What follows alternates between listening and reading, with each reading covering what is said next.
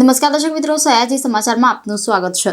દર્શક મિત્રો, નવા વર્ષના પ્રારંભથી જ પાલિકાની દબાણ શાખાએ ફરી એકવાર ગેરકાયદે દબાણોનો સપાટો બોલાવ્યો છે।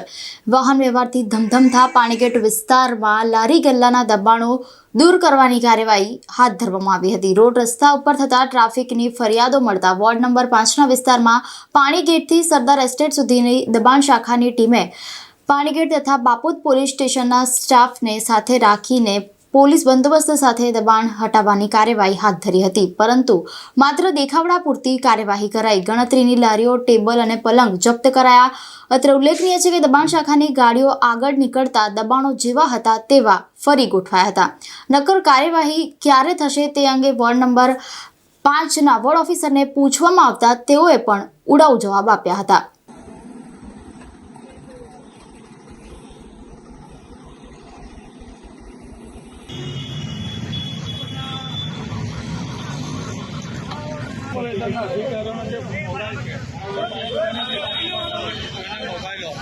કેટલું દબાણ માટે ફોન કર્યો છે?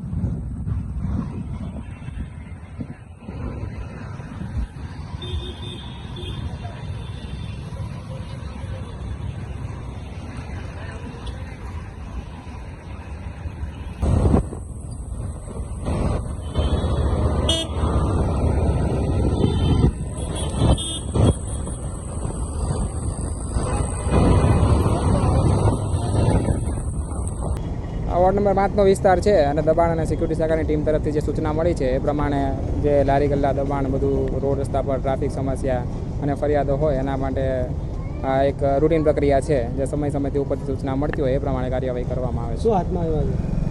હાથમાં તમે જોઈ લો પાછળ જે વાહનો છે એમાં તમારી પાછળ તો ફરી પાછળ દબાણો લાગી ગયા છે। એ ફરીવાર એની કાર્યવાહી એ પ્રમાણે કરવામાં આવશે। એ સમય પર ખાલી હા સૂચના પ્રમાણે કાર્યવાહી કરવામાં આવે છે। માણસોને ખાલી આટા જ મારવાના છે? તમે જોયું ને, તમે કામ બતાડો ચાલો ને મારી સાથે પલટીને પાછા બધા દબાણ લાગી ગયા છે સાહેબ। એ નક્કર કાર્યવાહી ક્યારે થશે? એ દબાણ શાખાની ટીમ સાથે તમારે વાત કરવી પડશે। તમે વોર્ડ ઓફિસર તમારી જિમ્મેદારી નથી? જિમ્મેદારી છે એટલે તો સાથે કરાવેલું છે કામગીરી, પણ સૂચના ઉપરથી અમને આવતી હોય છે એ પ્રમાણે કામગીરી થતી હોય છે। ખાલી આટા મારવાની સૂચના આવે? આટા મારવાની સૂચના તમે જોઈ, અત્યારે તમે જોયું છે ટીમ આખી ખાલી ચાલી રહી છે અને કામગીરી થઈ ભાગી રહી જ જાય છે। છે, એક લારી પકડાય છે, વધારે કોઈ પકડાયું નથી। ના થેન્ક યુ, હજુ આગળ કાર્યવાહી કરવાની છે।